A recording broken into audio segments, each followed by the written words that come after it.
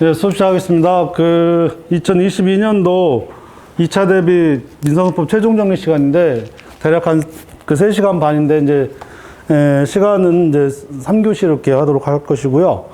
1교시하고 2교시하고 3교시하고 약간 진행하는 내용이 좀 달라질 수 있는데, 기본적으로는 적법 요건 내지 증명 책임 문제하고, 그 다음에 소송 종료하고 항소, 그 다음에 병합소송, 이렇게 세 부분으로 크게 나눠가지고 정리를 꼭 해야 될 내용들, 어떤 것들을 해야 될지, 이런 부분들에 대해서 오늘 정리하도록 하겠습니다. 시간이 없으니까 이제 바로 들어가는데, 민사소송법 기출문제 분석해가지고, 이거의 의미는 뭐냐면, 지금 전체적으로 보면 적식과 적법, 그 다음에 변론과 증거, 소송의 종료, 상소, 재심, 객관적 다수당사자. 원래 객관적 병합하고 다수당사자는 병합소송을 하나로 묶고요. 그 다음에 소송의 종료하고 상수 재심은 또 하나로 묶을 수가 있습니다. 그 다음에 적식과 적법인데 특히 가장 중요한 게 변론과 증거라고 하는 이른바 변론 절차 내지 변론 원칙이 의미가 있는데, 가장 의미가 있는 거는, 이것은 이제 기출문제 분석하는 것에 의미가 있는 거는, 이제까지 총 한 10년 동안 이렇게 보건데 변론과 증거 부분에서 시험이 안 나온 적은 한 번도 없다라고 하는 게 이제 가장 중요합니다. 근데 요게 또 의미가 반감되는 게 뭐냐면, 너무 넓어요. 변론하고 증거라고 하는 범위 자체가 너무 넓기 때문에 안 나올 수도 없어요. 항상 나왔어요. 항상 나왔고, 나왔을 때 어떤 것들이 주로 나오느냐, 출제자들이 어떤 것들을 중심적으로 이렇게 하느냐, 이런 것도 우리가 지금 살펴볼 필요가 있고, 그럼 한 2, 3년 동안의 가장 특징적인 부분은 뭐냐면, 2021년도하고 2020년도에서는 2020년도에서는 병합소송이 실질적으로 나오지 않았어요. 2020년도에서 병합소송이라고 할 수 있는 것은 소멸시효와 관계돼서 2개의 청구나 3개의 청구가 묶여져가지고 소멸시효 진행 여부를 물어보는 어떤 객관적 병합 문제가 연결되지만, 이 객관적 병합은 반드시 항소심이나 상고하고 연결돼서 나오는 게 일반적인데, 2020년도에는 거의 그런 문제가 전혀 없었어요. 그러다 보니까 2021년도에, 그래서 제가 2021년도 작년 이맘때 제가 어떤 얘기를 했었냐면, 올해는 무슨 수가 있는다 하더라도 객관적 병합하고 주관적 병합은 무조건 나온다, 이런 식으로 제가 얘기하면서 여기서 정리할 것이 무엇이냐, 이런 식으로 제가 강의했던 기억이 이제 1년 제가 지금 이제 기억이 납니다. 그러니까 그 얘기는 비교적 출제자들은 최소 직전 연도에 나왔던 거 혹은 2년 전까지 나왔던 문제들은 매우 고민을 많이 하면서 출제하고 있다, 이런 정도는. 그러니까 2020년도에서 올해가 만약에 2021년도 시험 보기 한 달 전이다 그러면 제가 여러분한테 뭐라고 말씀드릴 거냐면, 2020년도에는 객관적 병합하고 주관적 병합 문제가 하나도 안 나왔기 때문에 올해는 꼭 준비하세요, 이렇게 얘기할 것이고, 그 다음에 소송의 종료 문제가 2022년도에는 나왔으니까 굳이 가장 중요한 게 기판형 문제지 않습니까? 여러분들 항상 그러면 작년에 나왔기 때문에 올해는 기판형 문제는 굳이 볼 필요가 없습니다, 이렇게 얘기할 것이고, 그러면 마찬가지 차원에서 만약에 이미 결과론적이긴 하지만 2020년도에 저하고 같이 이제 공부하셨던 분도 여기 한두 분 계시는데, 그때 제가 똑같은 얘기 했습니다. 그러면서 뭐라고 또 그때 말씀드렸냐면, 가장 중요한, 민사소송법에서 가장 중요한 테마로 들어간다면, 일반적으로 채권자 대리소송, 가장 중요한 게 테마로 들어가면 채권자 대리소송, 그 다음에 일부 청구 문제, 그 다음에 기판력, 그 다음에 항소에서 일반적인 논의하고, 그 다음에 병합소송 문제가 가장 중요하고, 그래서 객관적 병합하고 주관적 병합이 있다. 요 크게 한 4개, 5개 정도의 가장 중요한 테마들이 있습니다. 그러면 직전 연도에 우리가 봤을 때 잘 보시면, 이 병합소송이 안 나왔다 그러면 다음에 반드시 나와요. 그러면 2020년도에 병합소송 안 나왔으니까 올해 여러분들한테 2020년도 강의라면 제가 똑같이 얘기할 거 아니고, 올해는 꼭 나온다, 이렇게 얘기할 거고, 반대로 가장 중요한 게 기판력이잖아요. 2020년도 이게 나왔으니까 올해 2021년도 시험 보는 여러분들한테 제가 뭐라고 할 거냐면, 이거는 굳이 볼 필요 없습니다, 이런 식으로. 이런 식으로 해서 양을 좀 줄여가지고 여러분들이 한 달 동안 혹은 그 전에 직접적으로 이제 그런 의미에서 기출문제는 매우 의미가 있다, 이렇게 생각하시면 되고, 이런 의미에서 가장 의미가 없는 부분이 어디냐면 변론과 증거라고 하는 거예요. 그거는 근데 그나마 그래도 변론과 증거의 의미들은 대개 보면 전형적인 문제 그리고 전통적인 문제들이 계속 나오고 있기 때문에 뭐 크게 어렵진 않습니다. 근데 나오면 어렵다 이렇게 이제 정리를 하시면 될 것 같아요. 그래서 작년에 제가 어떤 얘기도 했었냐면 채권자 대리 소송이 지금 3년 동안 그러니까 2019년도에 나왔고 19년도에 나왔으니까 2020년도에도 안 나왔단 말이에요. 그러니까 그럼 2020년도에는 제가 뭐라고 얘기해요? 그럼 올해는 채권자 왜 요 5가지 테마에서 채권자 대리 소송 반드시 나옵니다. 이렇게 돼 있는데 기껏 나온 게 이제 소송 참가 문제가 나왔어요. 그러니까 소송 참가 문제가 소송법에서 그만큼 중요한 문제냐 할 때는 그렇진 않아요. 신기한 거는 이 채권자 대리 소송이 낼 게 없으니까 제가 볼 땐 그렇습니다. 채권자 대리 소송 꼭 내긴 내야 되는데 요게 소송 참가와 연결돼서 나오긴 가장 좋으니까 이게 2019년도하고 그래서 2021년도에 하나는 채무자의 소송 참가 문제고 또 하나는 채권자의 소송 참가 문제 이렇게 나왔단 말이에요. 그죠? 그래서 순수하게 채권자 대리 소송이 원래는 당사자 적격과 연결돼서 나와야 되는데 이제 그런 문제는 거의 안 나올 것이다. 이렇게 생각하셔도 되게 좋을 것 같다. 이렇게 이제 정리하시면 될 것 같습니다. 그래서 가장 중요한 5가지 정도는 기본적으로인데 그럼 남아있는 건 요 일부 청구 문제가 굉장히 중요한 문제입니다. 요 일부 청구와 관련돼서 이게 2020년도, 2021년도, 심지어 2022년도까지 해가지고 일부 청구에서 이 청구취지 확정 문제하고 요 소멸시효하고 연결돼가지고 계속 논의가 되고 있어요. 제가 볼 때는 가장 강력하게 우리가 한번 정리를 해야 될 내용이고 그건 좀 이따 수업하다가 제가 정리하도록 할 것입니다. 그래서 우리가 통상 민사소송법에서 크게 5가지 논의가 있다. 이거는 반드시 나와요. 항소는 어떤 식으로 나오는데 요게 이제 제가 강의 시간에 항상 얘기하지만 항소하고 병합소송 거의 같이 가기 때문에 그거는 뭐 무조건 나온다라고 보는데 일단 채권자 대리소송 일부 청구 기판력이라 그러면 채권자 대리소송 자체로서는 이제 생명을 다 한 것 같아요. 제가 볼 때는 채권자 대리소송이 어떻게 나와도 여러분들 다 풀 수 있는 문제가 나오기 때문에 그 자체로 나오기 힘들고 좀 이따 또 얘기하지만 채권자 대리소송의 연장선상에서 나오는 게 파산하고 그 다음에 전부 그 다음 추심명령하고 연결되어 있는 당사자 적격 문제가 이것도 2019년부터 해가지고 2022년도까지 계속 판례들이 출제되고 있습니다. 그래서 이런 부분들을 좀 오늘 우리가 한번 정리할 수 있으면 되게 좋겠다. 이런 정도로 얘기할 것 같습니다. 그래서 5가지의 중요한 테마들이 우리가 민사소송법에서 이거는 제가 5가지를 얘기하는 이유는 어디에 있냐면 그러니까 주간 민사소송법의 사례형 시험 문제에서 이 5가지는 안 나온 적이 없어요. 어떤 시험이든지 간에. 그러면 이건 기본적으로 정리하면서 들어가고 그리고 이제 우리가 이제 논의를 이제 한번 해볼 필요가 있습니다. 먼저 하나가 뭐가 있냐면 적식과 적법이 있어요. 적식과 적법이 있으면 되게 이제 적식과 적법이면 통상 소송 요건을 전제로 하는 것이고 그러면 첫 번째 시간에 우리가 해야 될 게 이제 소송 요건에 관한 논의를 하셔야 되는데 소송 요건이 이제 적식하고 적법 문제를 항상 따져주는 요 습관은 꼭 들으셔야 되고 적식으로 들어가면 이게 소장 각하명령하고 그 다음에 요거 연장선상에서 항 혹은 상 곧장 각하명령하고 연결이 돼서 매우 의미 있게 나오고 특히 지금 2022년도에 좀 이따 2021년도에 전원 합의체 판결까지 연결돼 가지고 이른바 소장 각하명령 내지 항소장 각하명령에 관계된 판례가 전원 합의체 판례까지 나왔으니까 적식과 관계되어 있는 어떤 형태의 문제가 또 한번 나올 수 있겠다. 나와야 됩니다. 왜냐하면 변리사만 안 나왔어요. 다른 데 다 나왔어요. 다 나왔기 때문에 일단 적식 소송 요건과 관련돼서는 이걸 한번 따져보고 적법 적식 다음에 이제 적법인데 적법에 관한 건 이제 법원에 관한 문제가 있고 그 다음에 당사자 그 다음에 소송물이 있는데 이 법원에 들어가서는 대개 이제 관할이죠. 관할. 요것은 이제 한번 논의를 해 주셔야 됩니다. 지금 적식하고 적법에서 지금 잘 보시면 2014년, 14년도에 국제재판관할하고 신급관할 문제가 나오고 그리고 한 3, 4년 뒤에 2017년도에 나왔어요. 2017년도에.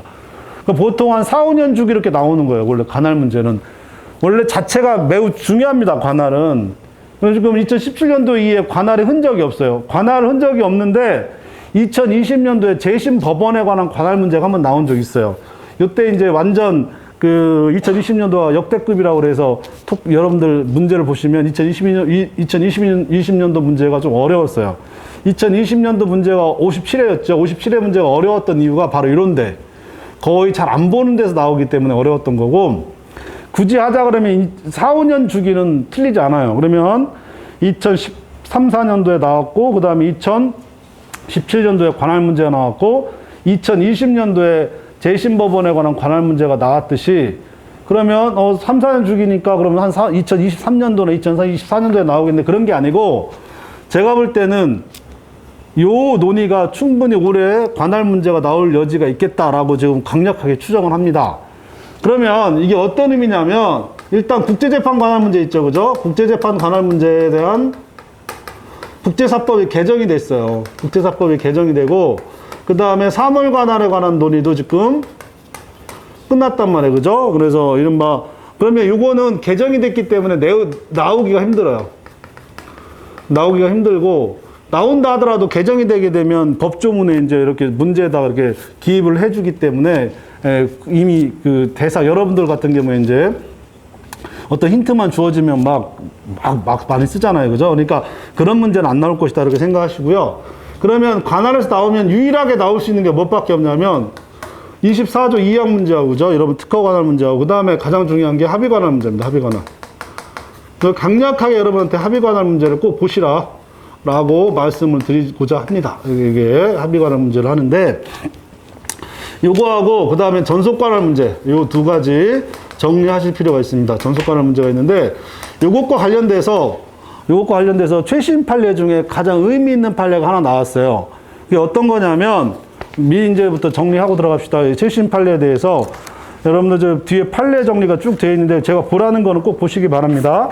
지금 3페이지에 보면 국제재판 관할 문제 판례가 있는데 안 나올 거예요. 2021년도에 나왔던 어떤 재산, 그러니까 이 모든 걸 고려한 겁니다. 뭐냐면 국제사법에서 얘기하는 거는 거의 토지 관할하고 똑같이 보겠다는 거예요. 원래는 이걸 유추 적용하니 뭐 이런 식의 논의가 있었는데, 지금은 이 국제사법에서 이 관할 문제, 국제재판 관할은 토지 관할과 동일하게 취급하겠다라고 하는 게 현재 법 개정의 취지고, 그렇게 이제 취급하면 되는데, 그래서 지금 국제재판 관할에 관한 기본적인 판례들은 거의 의미가 없어졌어요. 의미가 없어졌고, 그래서 이건 거의 뭐 그 정도에서 정리하시면 될 것 같은데, 중요한 게 관할 문제에서 지금 4페이지에 보면 뒤에 있는 거, 전속 관할이 경합하는 경우에 관한 논의가 생겨요. 요 이제 관할 경합이 이제 논의가 한번 정리를 하셔야 되는데, 임의 관할이 경합하는 거는 이건 경합하기 때문에, 그러면 관할은 어떻게 합니까? 관할은 보통재판적, 특별재판적, 그 다음에 관련재판적이 있고, 요 세 가지가 뭐예요? 경합을 하면 그 중에 하나를 선택하면 된다. 이게 기본적인 관할에 대한 이해의 의미인데, 요거는 무엇을 전제로 하냐면 임의관할을 전제로 해요. 임의관할. 그래서 우리가 이제까지 관할을 배웠던 모든 것들은 다 뭐냐면 임의관할을 전제로 해가지고 경합도 논의하고 보통재판적, 특별재판적을 다 논의했던 것인데, 문제가 뭐에서 생겼냐면, 세상에 전속관할하고 전속관할이 경합할 수도 있네? 이런 문제가 생겨요. 이게 소송법적으로 보면 되게 의미가 있죠. 왜냐면 임의관할은 둘 중에 어느 것을 하나 선택하면 돼 있기 때문에. 근데 전속관할하고 전속관할이 충돌하네?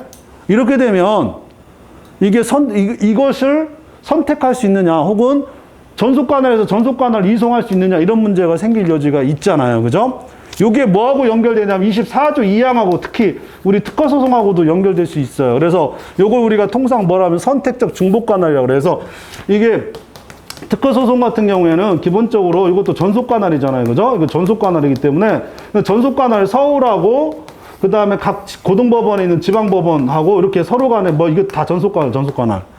그러면 이 전속관할끼리 어떤 문제가 생기냐면 선택해가지고 중복할 수 있어요. 중복돼서 선택할 수 있다. 그러니까 전속관할인데 이걸 선택할 수 있다. 이거 되게 중요한 논의가 되는 것이고, 그것의 연장선상에서 나왔던 판례가 바로 요겁니다.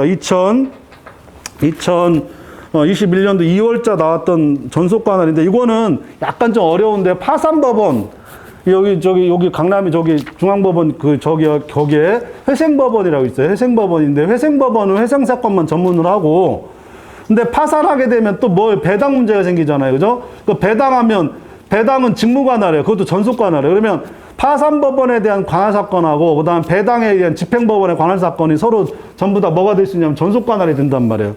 그러니까 전속관할이 되니까 요 배당법원, 서울 그 북부지원에서 그 집행법원에서 이걸 어디 이송해버렸냐면, 강남에 있는 회생법원으로 이렇게 전속관할 그러니까 전속관할인데 이거 이송할 수 있느냐 이런 문제가 생길 여지가 있잖아요. 그죠? 그래서 그거에 관계돼서 최근에 나왔던 소송법적으로 가장 중요하게 논의될 수 있는 게 바로 요 판례입니다. 근데 문제로 내기에는 좀 힘들어요. 문제로 내기에는. 왜냐하면 이거는 파산법원 내지 집행법원에 관한 소송법을 벗어나는 부분이 있어가지고, 그래서 제가 이런 걸 모의고사나 이런 데 여러분한테 소개는 안 합니다. 근데 지금 우리 최종 정리하면서 어떤 또라이가 들어가가지고 시험 문제 낼 수도 있으니까, 그랬을 때 이런 경우 전속관할에서 전속관할로 이송할 수 있냐 이런 문제가 나올 때 이런 대법원 판례를 명확히 알고 있어야 가능하고, 또 이 대법원의 태도를 정확히 이해할 수 있다 이런 식으로 논의할 수 있을 것이다 이렇게 정리하시면 됩니다. 그래서 관할과 관련돼서 가장 중요하게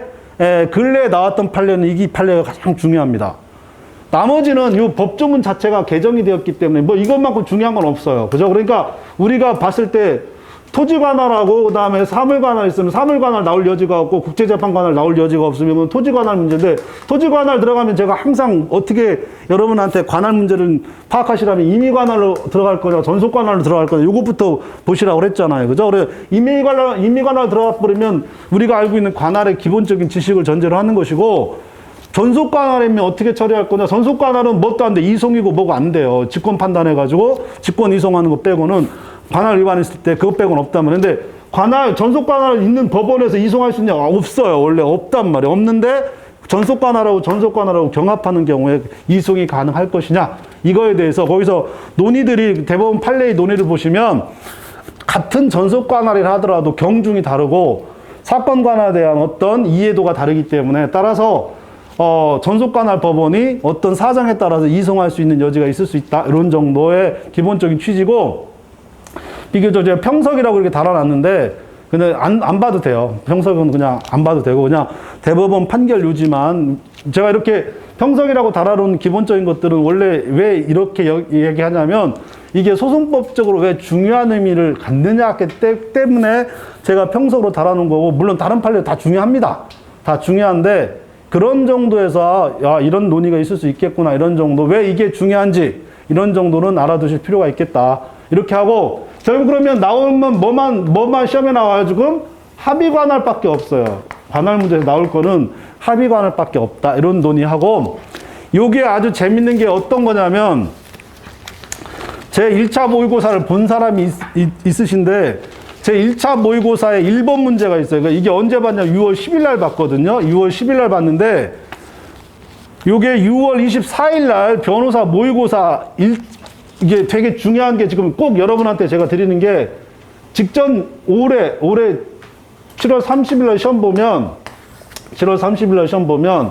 그 6월 24일 날 시험 봐요. 그리고 10월 24일인가 이때쯤 시험 봐요. 그 직전 연도. 그래서 변호사 모의고사에서 꼭 그 전년도에 여러분 시험 본 데서 반드시 한두 문제 나옵니다. 신기한 거예요. 그러니까 원래 원래 여러분 지금 프린트 나눠주는데, 거기에다가 그게 약간의 여러분들의 이걸 좀 더 자세히 보시라고 해가지고, 제가 재작년도에 나왔던 최종 정리에 나왔던 여기 기록, 여기 수기가 여기에 들어가 있는 문제가 변리사 시험에 나왔던 거 예시, 2021년도 예시, 여기다 다 원래 요거 보기 전에 원래 있었는데, 그렇게 해버리니까 한 20페이지가 더 넘어요. 지금 이것도 지금 페이지 수가 너무 많아가지고 굳이 또 그걸 무슨 자랑이라고 여기다 집어넣을 필요는 없을 것 같아서 이미 나온 건데, 굳이 제가 이런 얘기를 왜 하느냐면, 그냥 말로 드리는 거예요. 말로. 그거 볼 필요도 없어가지고. 근데 예시를 하는 거예요. 무슨 예시를 하냐면, 작년에도 우리 여기 봤던 문제가 그대로 나왔어요. 재작년에도 우리 최종 정리했던 그 안에 있는 문제가 그대로 나왔어요. 근데 문제가 많아요. 의미는 없어요. 100개의 문제를 줘주고 거기서 다 나온다. 이거 미친놈들이 하는 얘기죠. 저도 그런 짓은 하기 싫은데, 꼭 보시라고요. 꼭 보시고 제가 꼭 최종 정리할 때는 어떤 걸 하냐면 그 해 직전 연도 변호사 모의고사 그 직전 연도 그 3차하고 1차 그다음에 그 중에 있었던 법무사 시험하고 그다음에 법원 행시 그다음에 변호사 시험 이렇게 요거를 꼭 여기다 집어넣어요. 근데 올해 1월 달에 변호사 시험 문제하고 제가 거기에 중요한 문제들은 1, 2차 우리 그 모의고사에서 다 했기 때문에 빼버렸어요. 그리고 법무사 시험 문제를 봤는데 법무사 시험 문제가 여러분들이 볼 수 있는 문제들은 이미 다 겹쳐져 있어가지고 굳이 할 필요가 없고 그래서 올해 여러분들하고 지금 보려고 하는 거는 3차 모의고사, 1차 모의고사, 변호사 1차 모의고사하고 작년에 봤던 3차 모의고사 이 문제, 변호사 모의고사 문제를 중심적으로 해가지고 어떤 식으로 이런 문제를 정리해야 되는지를 지금 수업을 지금 하려고 하는 지금 그 얘기를 드리는 겁니다. 그래서 일단 관할에서 여러분들이 지금 진도별로 나가되 이 시간에 여러분들은 소송요건과 관련돼서 무엇을 중점적으로 봐야 되는지를 정리해야 되는 것이고 특히 법원에서는 관할 문제를 중점적으로 봐야 된다. 그 관할에서 중점적으로 봐야 될 문제 중에 하나가 뭐예요? 조금 전에 봤던 가장 중요한 소송법적으로 중요한 전속관할과 정속관할이 경합하는 경우에 이송할 수 있는지 그게 타당한지 요거 한번 정확히 정리하셔야 되고요. 그리고 이거는 관할을 보는 기본적이란 걸 했잖아요. 그죠? 여러분 관할 볼 때 항상 제가 뭐라고 말씀드렸냐면 임의관할하고 전속관할을 무조건 먼저 파악하고 들어가시라고 그랬잖아요. 그죠? 그것 때문에 꼭 한번 정리를 하시고 그 다음에 시험에 가장 확률이 높은 건 지금 합의관할밖에 없어요. 지금 이건 나와야 돼요. 근데 지금 한 번도 10몇 년 동안 이 관할에서 특히 이제 변호사들의 영역과 변리사들의 영역이 커지면서 가장 중요하게 논의되고 있는 게 합의관할이란 말이에요. 관할 합의란 말이에요. 그렇기 때문에 저는 확실하게 나올 거다라고 하면 합의관할밖에 없어요. 그게 그러한 것 중에 제가 아주 그 기분 좋게 봤던 게 뭐냐면 그겁니다. 요거는 올해 이거 본지 시험 문제 이거 본지 일주일밖에 안 됐어요. 오늘이 7월 2일이잖아요. 그죠? 25일 날 시험 봤으니까 그거 제가 그대로 갖다 놔요. 그대로 그 문제가 뭐냐면 1차 변호사 모의고사 해가지고 페이지 34페이지가 아니고 31페이지 봅시다. 31페이지 보시면 제 1차 모의고사 본 사람은 아마 이 문제 보고 아마 깜짝 놀랄 거예요. 근데 그거 모의고사 보고 나서 제가 항의 아닌 항의가 뭐냐면 왜 우리가 뭐 약관 규제법까지 봐야 되냐 아마 이러신 분도 있었어요. 근데 우리가 시험 본 거는 6월 10일인데 지금 이거 6월 25일 날 시험 봤단 말이에요. 지금 거기 문제 보세요. 설마 내가 이거 보고 나서 여러분한테 시간적으로 안 맞잖아요. 그죠? 잘 보시면 똑같은 문제인데 요 관할 합의와 관계돼서 제가 요 1차 모의고사 낼 때 뭐라 그랬냐면 이게 지금 요새 계속 나오는 문제다, 나올 수 있는 문제다라고 하면서 제가 냈던 것이고 약관 규제법은 원래 민법에서 해야 되는 거 맞는데 이 합의 관할 문제는 민법의 사항이 될 수가 없어요. 이건 절대 민법에 관한 사항이 될 수가 없고 이건 어디서 다뤄야 되냐면 민사소송법에서 다뤄야 됩니다. 그래서 모든 합의 관할에 관한 일반적인 내용 중에 약관 규제법에 의한 관할 합의 논의가 항상 되어 있어요. 그러니까 요것을 지금 아주 그냥 대놓고 짚고 나왔죠. 그래서 1번 문제를 보시면 서울 강남 본점에 있는 가분행은 대구 수성구에 주소를 두고 거주하고 을에게 1억 원을 대여하면서 약관에 의한 대출 계약을 체결했어요. 이 약관에 대출 관련 분쟁이 발생할 경우 갑 은행 영업 소재지 법원을 관할 법무로 한다는. 그러면 이거 일단 먼저 딱 이거 논의하면 어떻게 논의해야 되죠? 법정 관할을 뭘로 하게 되면 관할 합의로 하게 되면 부가적 관할 합의인지 전속적 관할 합의인지 우선 따져줘야 되고 그럼 전속적 관할 합의다. 이거 일단 끝나 그러면 전속적 관할 합의를 뭘로? 약관에 의해서 전속적 관할 합의가 하게 되면 그 약관 규제법에 의한 무효 여부를 따져줘야 된다 그랬잖아요. 그죠? 기본적으로 따져줘야 됩니다. 그래서 보시면 갑은행의 영업 소재지 법원을 관할 법원으로 한다는 조항이 포함되었다. 갑은행의 영업점은 서울, 부산, 대구, 광주에 있었는데 우리 대출 계약은 대구, 수성구에 있는 영업점에서 체결되었다. 그러면 여기서 갑은행의 영업점 소재지 법원이 지금 대구잖아요. 그죠? 대구고. 그럼 기본적으로 약관규제법에 따라서 전속적 관할 합의하는 게 타당한지, 전속적, 그러면 일단 이게 전속적 관할 합의인지 따져주고, 이 논의는 전형적인 문제입니다. 그죠? 쟁점을 정리해가지고 전속적 관할 합의인지, 약관규제법인지, 약관규제법에 따라서 무효 여부를 따져줘야 되는데, 기본적으로 무효입니다. 누구를 중심으로 하면, 원고의 중심, 원고의 작성자 불이익 원칙이라고 하는 게 이른바 약관규제법이 있기 때문에 신의성실 원칙하고, 그런데 이게 되게 재밌는 거는 뭐냐면, 문제에서 보시면 추가적 사실관계 가지고 이게 문제 1번이 있는 거죠. 우리 대출계약 체결 이후 2021년 상반기에 갑은행 영남 지역 소송 관련 업무는 부상 영업점에서 전담하는 것으로 영무조정이 이루어졌다. 이후 의리 대출 원리금을 변제하지 못하는 상황이 이르자 갑은행은 2022년 4월 30일 을 상대로 대출금 반환 청구소송을 제기하면서 부산 영업점 소재지를 관할하는 부산지방법원에 소장을 제출하였고, 소장 부분을 송달받은 을은 관할 위반을 이유로 주장하면서 대구지방법원으로 이송을 신청하였다. 그러면서 요거는 한 번 더 들어가는 아주 좋은 문제입니다. 일단 여기까지 전속적 관할 합의인지 약관규제법에 따라 무효인지 작성자 불이익 원칙이에요. 기본적으로 작성자 불이익 원칙인데, 지금 현재 이거 대구고 지금 뭐요? 피고도 대구였잖아요. 그죠? 이것이 약관을 작성할 땐 대구였는데 소송을 제기할 땐 부산으로 바뀌었어요. 그러면 여전히 대구로 전속적 관할 합의를 인정해버리면 피고에게 불리한 바가 없잖아요. 오히려 이걸 뭘로 바꾸면, 부산으로 바꾸면 오히려 피고한테 불리해버리니까, 여기에서는 피고의 그리고 소비자를 중심으로 해가지고 해결해버리면 오히려 이때는 관할을 유효라고 만들어버리는 게 훨씬 더, 해석해주는 게 훨씬 더 누구를 보호하는 문제가 생기면 피고를 보호하는 문제가 생겨요. 그죠? 그러니까 이때는 여기까지 논의해놓고, 그 다음에 대구로 하는 게 피고에게 유리하니까 이때는 무효라고 하면 안 되고, 오히려 관할 작성 시 대구였으니까 오히려 대구가 전속적 관할 합의다, 이렇게 정리를 하고, 그리고 나서 부산은 뭐예요? 관할 위반 문제가 생겨요, 안 생겨요? 관할 위반 문제가 생겨요. 이것도 되게 재밌는 게 뭐예요? 34조 1항에 의한 이송 신청은 인정해요, 안 해요? 이송 신청권 없다 그랬잖아요. 이송 신청권 없으니까 어디로 가요? 직권 조사해가지고 이송할 수 있어요, 없어요? 이송할 수 있어요. 관할 위반으로. 이렇게 정리하시면 됩니다. 그래서 요런 문제가 지금 계속 1, 2년 동안 계속 논의되고 있다라고 제가 몇 번 말씀드립니다. 그래서 관할 문제는 반드시 정리를 하시되, 특히 관할 합의와 관련돼서 논의될 수 있는 이것과 연관돼서 제가 또 얘기하는 게 뭐라고 있어요? 편의이송 문제까지 연결돼가지고 냈잖아요. 그죠? 아마 기억하시는 분들은 꽤 많으실 거라고 생각하는데, 그렇습니다.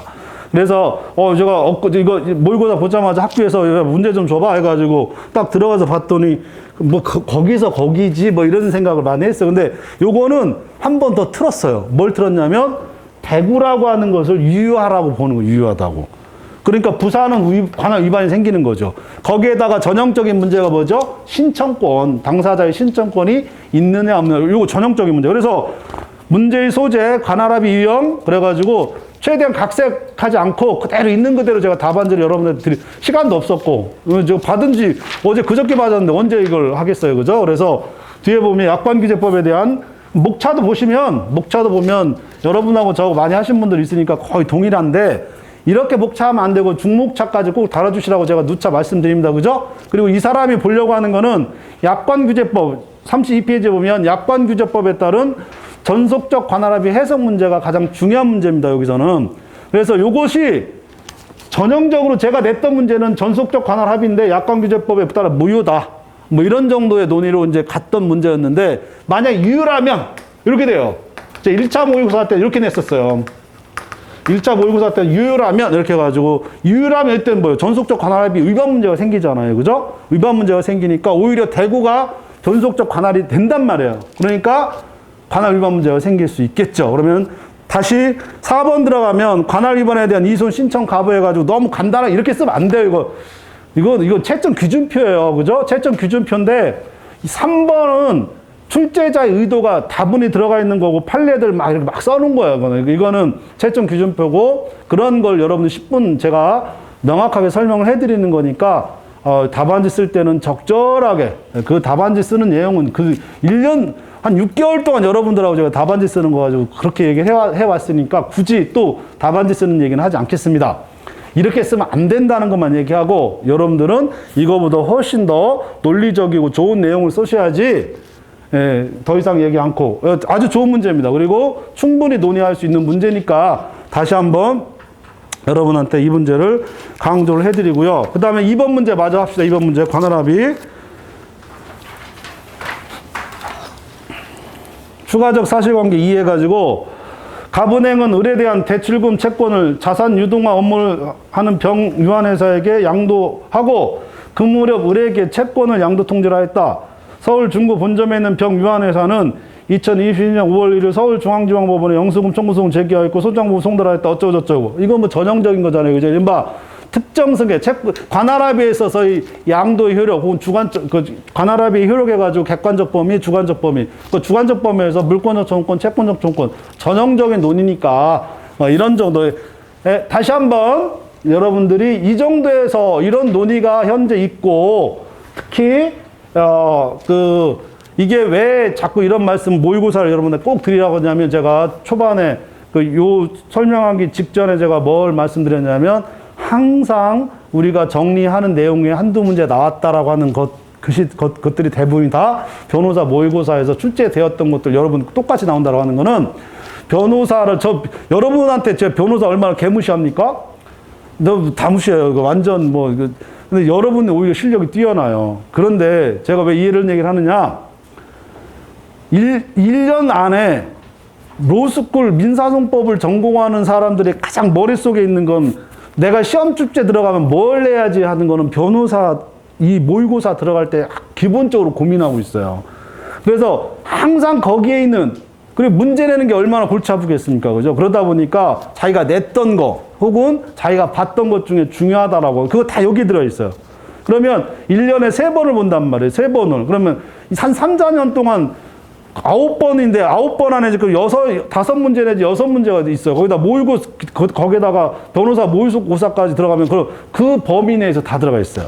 특히 여러분들은 반드시 직전 연도 변호사 모의고사, 법무사 문제, 그 다음에 3차, 이런 문제들은 반드시 보여야 되고, 이런 데서 의미가 있는 거예요. 이렇게 해서 다시 한번 관할에 관한 논의는 이 정도에서 충분히, 이 정도의 문제에서 충분히 이해할 수 있고요. 그리고 또 정리할 수 있을 것이다. 이렇게 얘기를 하고요. 계속 할 수는 없으니까. 그래서 관할에서는 합의 관할 문제하고 아까 얘기했던 2021년도 관할 경합에 관한 판례 꼭 정리를 하시고 대법원 판례도 정리하시고 들어가시라. 나머지는 뭐 크게 쟁점되는 게 없습니다. 이렇게 하시고 그러면 두 번째가 이제 당사자 문제죠. 당사자 문제. 당사자 문제에서 당사자하고 항상 비교되는 게 뭐냐면 대표자예요. 대표자. 대표자가 문제가 되고 요 대표자는 법정대리인이죠. 법정대리인. 바뀌었네요. 그죠? 이거와 비교해가지고 우선 법정 대리인이 논의가 되고 유사한 게 뭐예요? 유사한 게 이른바 대표자, 후견인, 여기에다가 선정 당사자까지. 이거 꼭 기억하시라고 했잖아요. 선정 이거 꼭. 그죠? 그래서 당사자보다 뭐가 더 중요하냐면 대표자가. 그래서 기출문제에서도 보면 우리 변리사 문제에도 대표자 문제가 2-3번씩 계속 나왔어요. 계속 나오고 있고 또 나올 수 있습니다. 또 나올 수 있고 그 앞에 맨 처음에 보면 기출문제 분석을 보면 2020년도에 법인의 대표권 나왔는데 이 법인의 대표권 나왔을 때 가장 어렵다고 그랬어요. 왜 어려운지 솔직히 잘 모르겠지만 가장 어려웠다고 그랬고 그 다음에 잘 보시면 2019년도, 2011년도 이거 없는데 거기에서 한번 나왔어요. 근데 대표자 문제는 가장 중요하게 당사자보다 오히려 더 중요합니다. 당사자보다 오히려 더 중요하고 시험에 자주 나올 가능성이 크다. 이게 한번 정리를 하시면 되고 요거에 관계되어 있는 게 우리가 모의고사도 했지만 이거는 적법 요건이에요. 적법 요건. 그런데 요거는 248조, 249조 적시계 기재사항입니다. 적시계 기재사항인데 240여 적시계 기재사항이지만 처리는 뭘로 하냐면 적법 요건으로 처리를 해요. 그러니까 왜냐하면 소장에다가 법정 대리면 당사자가 미성년자 누구누구고 법정 대리인 누구누구 이렇게 써요. 그럼 누구누구라고 하는 법정 대리는 반드시 써줘야 되는 거 적식이란 말이에요. 그죠? 적식인데 이 처리는 그러니까 만약에 대표 법정 대리를 제대로 기재하지 않았다 그러면 어디로 가냐면 소각하로 가는 소각하. 요거는 소장 각하 명령이 아니다. 이런 정도. 요것과 관련돼서 또 나옵니다. 그러니까 1년에 반드시 소송법 교수들이 문제 내는 것 중에 무조건 빠짐없이 들어가는 게 법정 대리 문제는 무조건 빠짐없이 들어가고 항상 나옵니다. 항상. 그 중에 가장 대표적으로 나왔던 문제가 아주 좋은 문제인데 대표적으로 나왔던 문제가 어디냐면 3차 모의고사 한번 보시겠습니까? 3차 모의고사.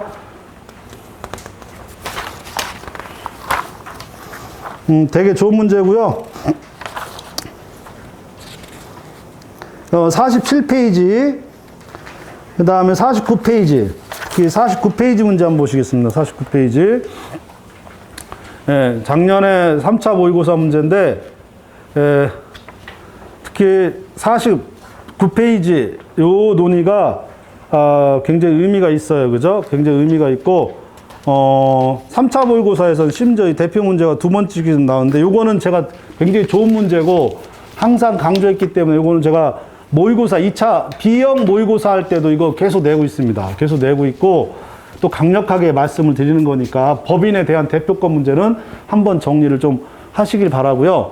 당사자 자체에서 나올 수 있는 거는 없어요. 당사자 능력. 여기서 요거 특히 이제 여기서 법인하고 논의가 되고 법인하고 조합하고 논의가 됐는데 이 조합은 당사자 능력이 없잖아요. 그죠? 법인만 당사자 능력이 있는데 법인은 소송을 못 해요. 법인은 누굴 통해서? 대표자를 통해서. 미성년자는 행위 능력이 없어요. 그러면 누굴 통해서? 법정 대리인 혹은 후견인을 통해서 이런 구조를 갖는 거니까. 그래서 특히 이제 법인에 관계되어 있는 그리고 세상의 반은 자연인이지만 세상의 반은 법인이에요. 여러분들이 한 번도 이 이과 하신 분들 꽤 많은데 이 법학 공부하면서 가장 생소하게 듣는 단어 중에 하나가 이른바 법인이잖아요. 그죠? 근데 이게 법률적으로는 상당히 일반적인 용어이기 때문에 이런 얘기를 하는 겁니다. 그죠? 예, 그렇기 때문에 이 법인과 관련되어 있는, 법인 대표자와 관련되어 있는 이런 문제는 무조건 나온다고 생각하죠. 무조건. 안 나와도 나와요. 왜냐하면 세상의 반은 자연인, 세상의 반은 법인이고, 요 기출문제를 잘 보시면 어떻게 문제가 출제되냐면 법인 대표자 문제하고 자연인은 뭐밖에 없냐면 사망했을 때 어떻게 할 거냐 이것밖에 없어요. 잘 보세요. 그럼 사망을 했는데 재소 전 사망하면 어떻게 할 거냐, 소송 중 사망하면 어떻게 할 거냐, 이 문제밖에 없어요. 그럼 소송 중 사망하면 뭐예요? 중단 문제가 되는 중단. 재소 전 사망하게 되면 이건 부적법한 문제, 부적법. 그죠? 부적법 하니까 각하하기 전에 어떻게 할 거냐 요 논의가 계속 나와요. 그러면 당사자는 두 가지로 나온다고 했잖아요. 자연인하고 법인하고 두 가지로 나오고 자연인이 시험에 나오든지 법인의 시험에 나오든지. 그럼 자연인은 죽으면 어떻게 할 거냐 이것밖에 없어요. 그 다음에 나오는 게 뭐냐면 당사자 적격. 이것밖에 없는 거예요. 이것밖에. 근데 당사자 적격은 자연인하고 법인 이런 논의하고 전혀 관련이 없어. 이거는 당사자 적격 문제는 지금부터 당사자 적격 얘기하겠지만 당사자 적격 문제는 우리가 민법에서 논의했던 그 어떤 논의하고 관련이 없어요. 순전히 민사소송법의 독자적인 논의고 그래서 무조건 시험에 나와요. 무조건. 속으로 그럴 수 있어요. 쟤는 다 시험에 나온다고. 그렇게 할 수밖에 없죠. 뭐 이거 당연한 거 아니에요. 다 시험에 나오죠. 근데 그 다 시험에 나와도 왜 이게 다 시험에 나오는지 지금 말씀을 드리는 거예요. 그래서 관할에선 이래서 시험에 나오는 거고 자연인하고 법인인데 자연에 대한 자연인 자체에서 시험에 나올 수 있는 건 사망 이것밖에 없잖아요. 이건 소송 절차 중단 문제예요. 소송 절차 중단. 그러니까 지금 적식과 적법에서 시험에 나온 거 제가 쭉 기출 문제를 다 보시면 자연 문제는 전부 다 보여요. 재수 전 사망 어떻게 처리할 거냐밖에 없잖아요. 기출 문제 보시면. 그럼 뭐만 나와요? 법인밖에 나올 게 없어요. 법인. 뭐든 어떤지든 나와요. 그게 뭐냐? 대표자. 어떻게 처리할 거냐? 이것밖에 없어요. 가끔 이런 것들이 미성년자에 대한 뭐 소송 능력이라든지 이런 것들이 있는데 이런 것들은 나왔는데 못 풀면 그거는 죄송한 얘기인데 그거는 소송법을 준비하신 그 기본적인 태도가 안 돼 있는 거고, 일단 커다란 얼개는, 커다란 구조는 법인하고 자연인인데, 자연인은 그러니까 재수전 사망 문제 나올 만큼 다 나왔어요. 더 이상 나올 수가 없단 말이에요. 이게 한참 나왔던 게 뭐냐면, 재소전 사망하기 전에 대리인은 선임했다. 어떻게 처리할 거냐? 그럼 이건 다시 어디로 가요? 소송정 중단으로. 이렇게 가버리잖아요. 그죠? 요 논의가 생기는 거고, 요 소송 절차의 중단 문제는 뒤에 문제가 있으니까 그때 또 한번 말씀드리고, 이거는 부적법 문제가 아니에요. 그죠? 이건 부적법하지 않아요. 절차의 중단이 되어 있는 거지, 부적법하지 않아요. 그렇게 파악하고 들어가면 자연인은 할 필요가 없어요. 그럼 나머지는 이제 어디로 들어가요, 이제? 당사자 능력과 관계되어 있으면 법인밖에 없고, 법인에서는 대표자, 이거는 대리권, 법정 대리권 문제다. 이거 꼭 기억하시고, 이건 소송 요건이다. 소송 요건은 적법 요건이다. 적법 요건이기 때문에 적식 요건하고 구분해야 된다. 이거 꼭 기억을 하시라고 그랬잖아요. 그죠? 적식 요건 들어가면 소장 각하명령, 이건 소각하 판결이고 다르다. 요걸 기본적으로 정리하시면서 들어가고, 나중에 법정 대리권은 무슨 문제까지도 있을 수 있어요? 소송행위죠. 소송행위는 뭐가 가능해요? 추인이 가능해요. 추인. 이게 되게 중요합니다. 이거 되게 중요하고, 이것과 관련돼서 약간은 좀 논의가 될 수 있을 수 있지만 되게 중요한 판례가 또 뭐가 있냐면, 뒤에 무슨 판례를 꼭 보시고 들어가셔야 되냐면,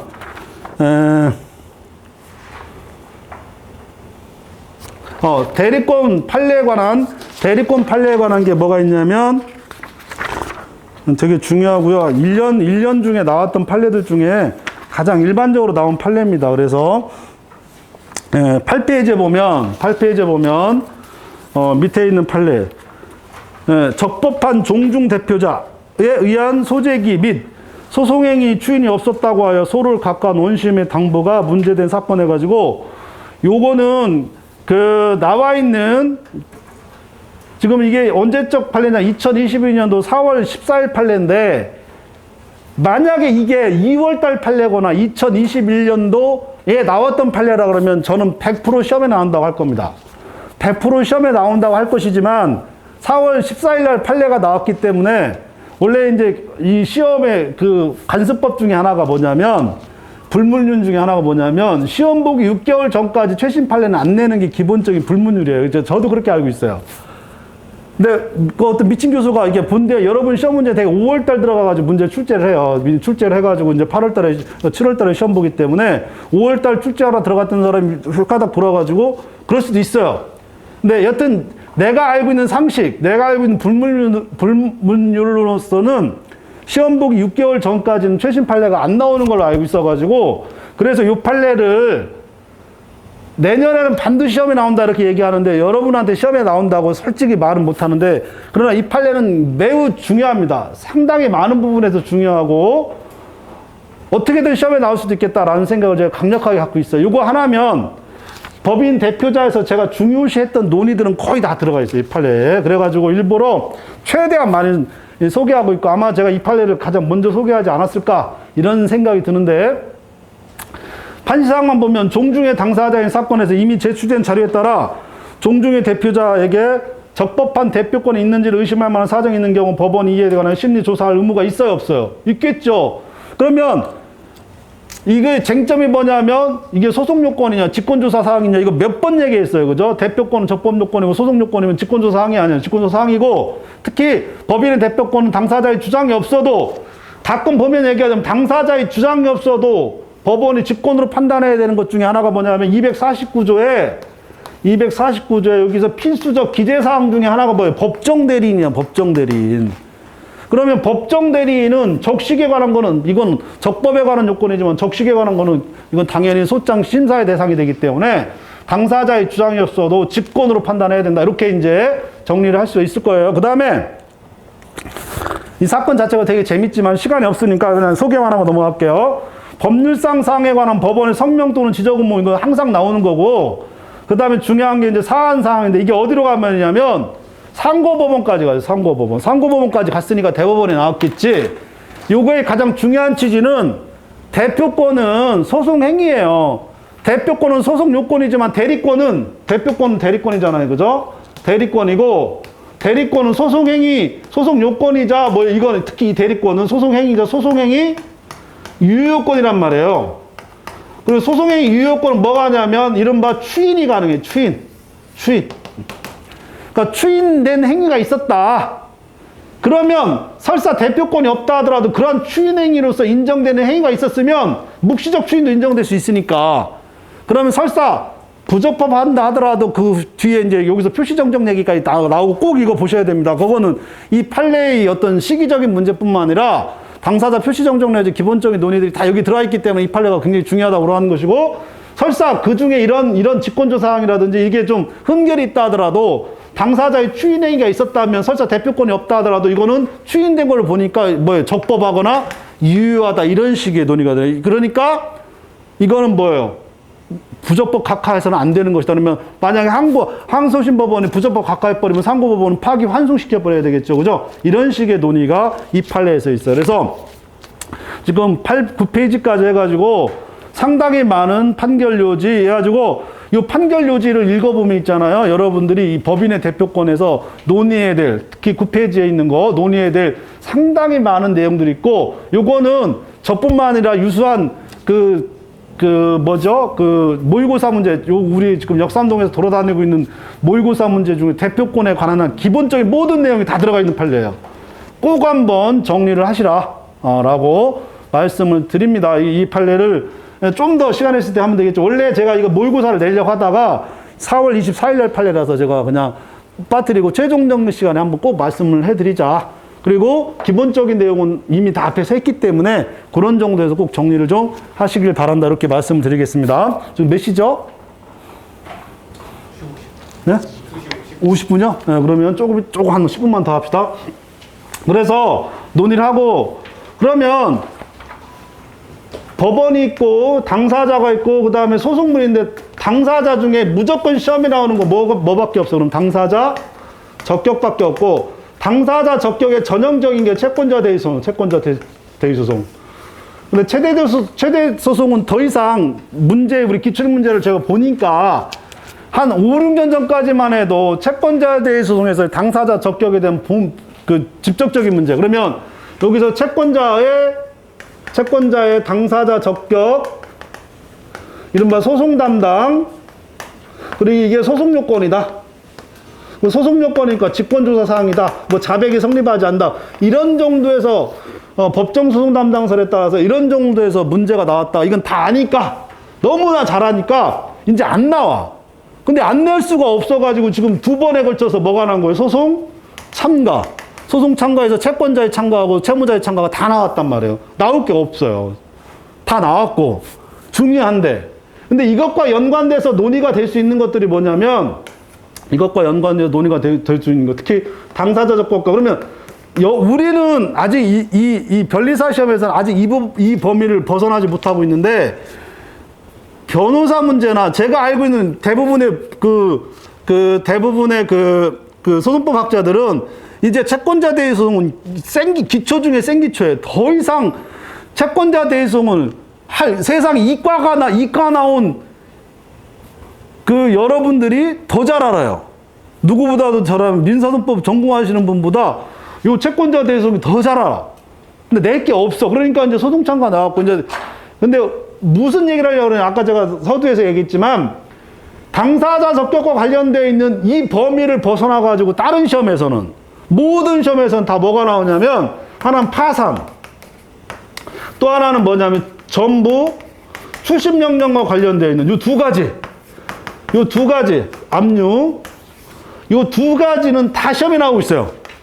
올해 변호사 모의고사도 나왔어요. 올해 변호사 모의고사도 나왔고, 이미 다른 시험에서는 이미 다 나오고 있는데, 아직 변리사 시험만 요 범위를 못 벗어나고 있어요. 당사자 적격에서 채권자에 대해서 못 벗어나고, 옛날에 나왔던 게 기껏해야 선정 당사자 요것 정도밖에 나오진 않았고, 그러면 제가 볼 땐 강력하게 다시 한번 파산하고 전부명령, 제가 가끔 설명하는데 요거 나올 때 됐어요. 여러분, 요거는 전부 추심 이 관련들이 당사자 적격 문제하고, 그다음에 파산 요 논의가 있었고, 요 파산에 관계된 거는 2020년도인가요? 2019년도인가 한양대 모의고사 문제가 있었고, 그 다음에 중앙대인가 어디에서도 모의고사가 또 있었고 이래요. 근데 여러분들이 이걸 오히려 무시하는 경향이 좀 있어가지고 제가 어젠가 우리 변리사스쿨에서 1회 모의고사를 봤는데 제가 이거를 그대로 냈습니다. 그대로. 그래서 같이 연결해가지고 제가 설명을 해드리려고 하는 것이고, 요 전부 추심에 관계된 압류 요거하고는 이거는 둘이 하게 되면 이게 훨씬 더 시험에 나올 확률이 커요. 올해 이제 변호사 모의고사에도 나왔고 몇 번, 그리고 판례도 계속 나오고 있어요. 판례도 거의 한 10년 동안 그냥 안 나온 적이 없었고 몇 번. 그래서 모의고사를 여러분 통해서 충분히 좀, 특히 이제 B형에서는 제가 이거 거의 매 주마다 냈어요. 매 주마다. 왜냐면 강력하니까.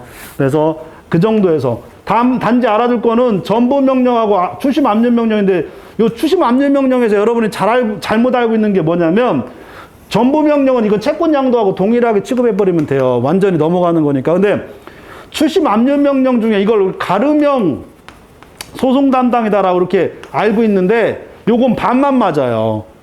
그래서 뭐 1타, 2타 강사들이 누가 1타인지 모르겠어요. 박이 1타인지 2가 1타인지. 옛날엔 박이 1타였는데 여기는 부동의 1타가 2가 1타라며요. 여튼. 근데 요거는 둘 다 그렇게 써 있더라고요. 근데 보니까 요 추심 압류에 대한 이 소송 담당을 가르명이라고 하는데 이거는 반만 맞아요. 무슨 얘기냐면, 추심 압류를 하게 되면 이 정도에서 정리하시면 충분할 것 같은데, 갑을 병이 있어요. 갑을 병이 있고 채무자. 얘가 이걸 행사하는 게 기본적인 논의고, 요거를 압류 추심 명령을 받으면 추심권자가 되는 거, 추심 채권자가 되잖아요. 그러면 얘는 얘에 대해서 얘가 대신 뭐 할 수 있어요?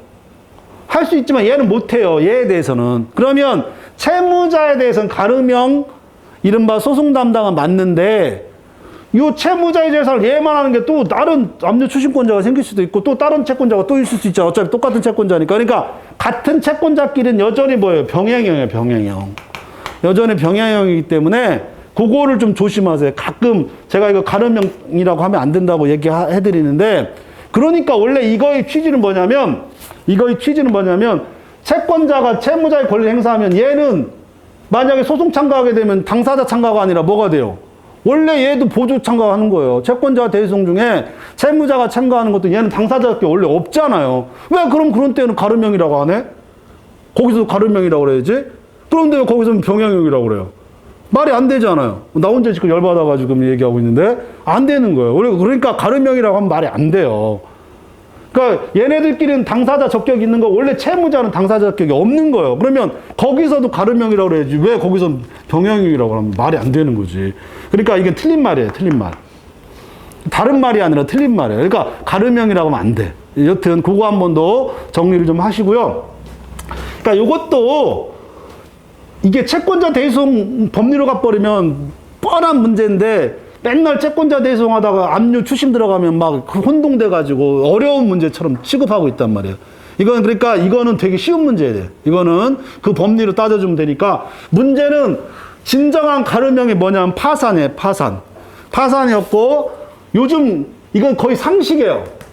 법률 상식에 해당하는 것 중에 하나가 뭐냐면, 채권자 취소 소송이 부인의 소로 바뀐다라고 하는 거는, 여러분들은 생전 처음 들어보는 얘기지만 이거는 법률 상식이에요. 이게 왜 법률 상식이냐? 법률 상식이에요. 제가 어제 그 시험 문제 냈다가 막 지금 욕 더럽게 얻어먹고 있는데, 상식적인 걸 냈더니 왜 나만 욕하고, 이게 참. 잘 보세요. 채권자가 있고 채무자가 있습니다. 채무자가 있고, 채무자가 누구한테? 제3채무자가 아니라 이때는 수익자 내지 전득자가 되잖아요. 그죠? 채권자 취소행위. 그러면 채권자가 채무자 이 행위, 사행위죠. 피사사 할 때 사행위를 취소한단 말이에요. 취소. 이렇게 취소하고 있다가 누가? 채무자가. 얘가 파산을 당해.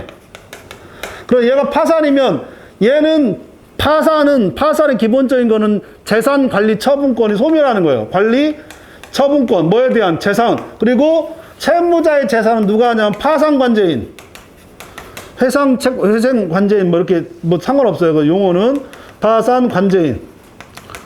정확한 용어는 회생관제인인데, 여튼 파산관제인, 얘가 채무자의 재산을 얘만이 행사할 수 있어요. 얘만이. 근데 조금 전에 채권자 취소 소송을 제기하면 조금 전에 얘기했지만 채권자가 누구의 재산이에요? 사행이라는 것 자체가 계약이잖아요. 계약. 이 계약 자체가 재산법 행위, 재산적 행위니까 이 권리는 누구만 행사할 수 있어요? 지금 파산 관제인만 행사할 수 있으니까 채권자 취소 소송을 만약에 하는 중에 채무자가 파산을 당하면 이 소송은 당사자 적격이 상실이 되는 거예요.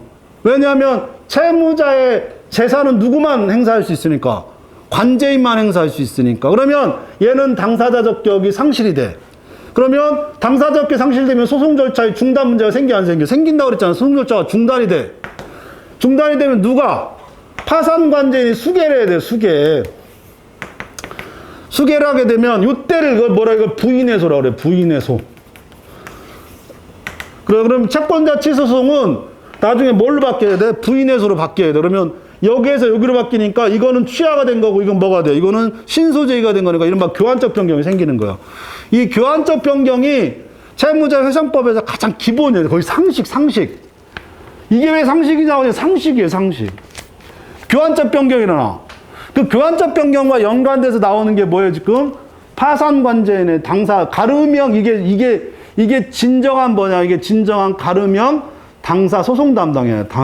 우리가 소송 담당이, 법정 소송 담당이 세 가지가 있잖아요. 그죠? 직무형, 가름형, 병행형, 직무형인데 직무형은 시험에 안 나오고 시험에 나오는 건 이제까지 나왔던 건 병행형밖에 없어. 병행형 중에 채권자 대리소송밖에 없다 그랬잖아요. 근데 채권자 대리소송하고 기본적으로 같은 게 이른바 전부 압류 추심 명령권자들의 기본적인 그 포지션, 당사 적격 문제가 그럼 병행형으로 가야지. 가름형으로 가면 안 된다고 제가 주구장창 얘기하고 있는데 가끔 와가지고 박 누구 거 들고 오고 이 누구 거 가름형이라고 자꾸 얘기하는데 가름형 아니라니까. 가름형 아니에요. 그거는 병행형이에요. 병행형. 순수한 가름형은 뭐밖에 없어요? 파산밖에 없어. 파산. 그리고 파산에서 기본적으로 나오면 요 부인해소하고 채권자 소송이 여기 바뀌는 거예요. 요게 얼마나 중요한 소송법적 논의냐면 교환적 변경 문제도 있죠. 당사자 적격 문제 있죠. 소송 절차 중단 문제도 있죠. 그래서 소송법 좀 하시는 분들은 무조건 내요. 무조건. 근데 이런 문제 내기만 하면 이런 걸 왜 우리가 하냐고. 우리가 한다니까. 하고 있고 현재 나오고 있어요. 그리고 거의 말씀드리지만 이건 법률 상식이야. 채권자 소송이 부인해소로 바뀐다라고 하는 거는 특히 파산과 관계돼서는 거의 기본적인. 그래서 채무자 회생법에서는 거의 이게 반이에요. 반. 그래서 제가 어제 모의고사를 냈는데 이제 평가가 좀 안 좋아요. 이런 것까지 푸냐고. 제가 고민하면서 냈어. 이 정도까지는 한번. 왜냐하면 마지막에 이런 정도까지 정리를 해야지. 이 정도 정리하면 뭐는 무서워요. 압류 추심. 전보명령에 관한 당사자 적격 문제 같은 건 아주 쉬운 문제란 말이에요. 이런 것들은. 여기서 되게 재밌는 게 뭐냐. 이런 것들을 정리를 하시면 좋아요. 뭐냐면 갑, 을, 병 이렇게 해서 갑을병. 갑이 채권자 대의소송을 제기하면 채권자 대의소송에서는 채권자라고 하는 게 누구의? 채무자의 채권자를 대위한다라고 하는 것을 전제로 해가지고 소송법, 소장에다가 내가 누구누구의 채권자로서 여기다 기재를 해야 돼요. 내가 채권자, 피보존 채권의 존재가 필요해가지고 지금 채권자 대소송한다고 소장에다 기재를 해야 돼. 그러면 소장에다 기재한다는 건 당사자 적격이 뭐가 돼? 이거 소송 요건이 된다는 거예요. 소송 요건. 근데 되게 재밌는 게 어떤 거 있냐면 만약에 누군가 갑, 을, 병이 있는데 누군가 얘가 내가 이 채권을 전부 압류해가지고 추심 소송하고 있어요. 라고 하는 추심 소송. 전부 명령에 대해서 추심 소송하고 있다. 그럼 내가 전부권자라고요. 이거는 내가 병한테 내가 전부 명령을 받은 전부권자라고 하는 거 여기다가 그냥 청구 원인이나 기재를 내가 누구로부터 언제 받아가지고 그래서 내가 채권자니까 채무자는 나한테 줘야 됩니다. 이렇게 돼요. 채권자 대의소송은 요 채권자가 아니면 뭐가 돼요? 소각합 판결의 소송 요건이니까.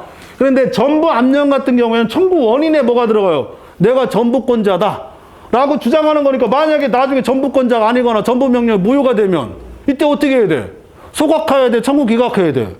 이거 청구 원인이 없는 거니까 이때는 청구 기각으로 들어가야 돼요. 이런 것들, 이런 약간의 그런 논의들을 여러분들이 정리하셔야 돼요. 이런 것들을 잘 물어본단 말이에요. 그러면 소송법적으로 소각과 판결하는 건지 청구 기각하는 건지는 되게 중요한 문제잖아요. 그런 것들 계속 물어보고 있단 말이에요. 그죠? 그 당사자 적격과 관련돼서 물어보는 문제는 꽤 많아요. 꽤 많고 의미가 있으니까 또 한번 정리하시고, 이 판례들도 당사자 적격과 관련되어 있는 판례 특히야 또 하나 정리하면서 일단 1교시를 끝내도록 하겠습니다. 당사자 적격과 관련돼서 논의되는 게, 여러분 판례를 보면 당사자 확정 나오고, 그 다음에 아마 6페이지인가 5페이지에 있는데,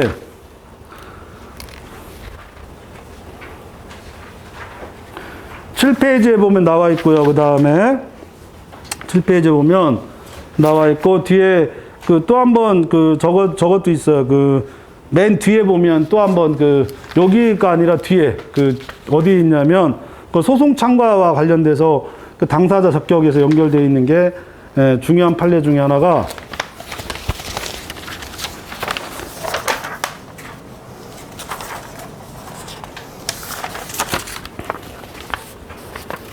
(30페이지) 보시면 판시사항 보시면 요게 가장 대표적인 그런 아까 부인 회수하고 이런 논의인데, 회생 채권자가 제기한 채권자 취소가 계속되고 있던 중 채무자에 대한 회생 절차가 개시되어 관리인이 소송을 수기하고 부인으로서 변경된 경우 채권자 취소 요소를 제기한 확정 채권자가 회생 채권자가 보조 참가할 수 있는지 여부, 그렇게 되는 거죠.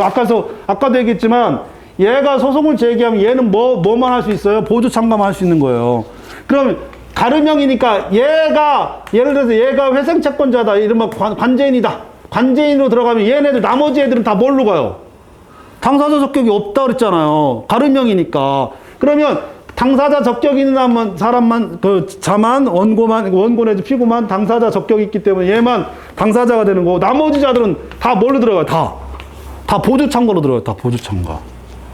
요 문제가 바로 그러한 판례이기도 합니다. 2021년 12월 10일자 판례인데, 그래서 보조 참가할 수 있다, 이런 논의도 충분히 가능할 것이고, 여튼 법원하고 당사자 있는데, 당사자는 일단 대리대우로 법정 대리 문제 지금 누차 말씀드렸고, 자연인 문제는 소송 절차 재소전 사망이냐 소송 절차 중단이냐의 문제고, 그 연장성산의 당사자 적격 문제는 따로 논의해야 됩니다.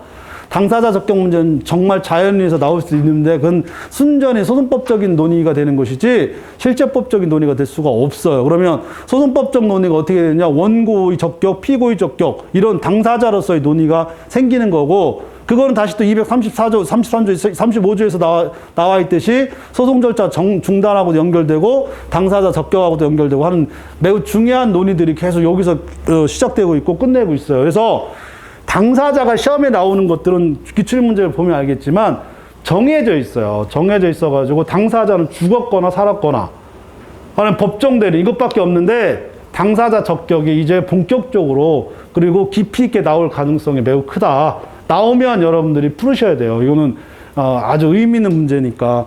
자꾸 제가 기출문제를 어떻게 보라고 하는지 이해되시죠? 그죠? 뭘 중심으로 해서 마지막 한 달 동안 가장 효율적으로 봐야 될 거 아니에요. 어떻게 중심으로 해가지고. 그러면 당사자하고 법원은 어떻게 효율적으로 봐야 될 것이다. 다시 한번 강조해드리는 거니까 잘 정리를 마지막 한 달 동안 중심으로 해가지고 좀 정리를 해주시기 바랍니다. 10분간 쉬었다가 계속 하도록 하겠습니다. 질문 있으신 분들은 질문하셔도 됩니다.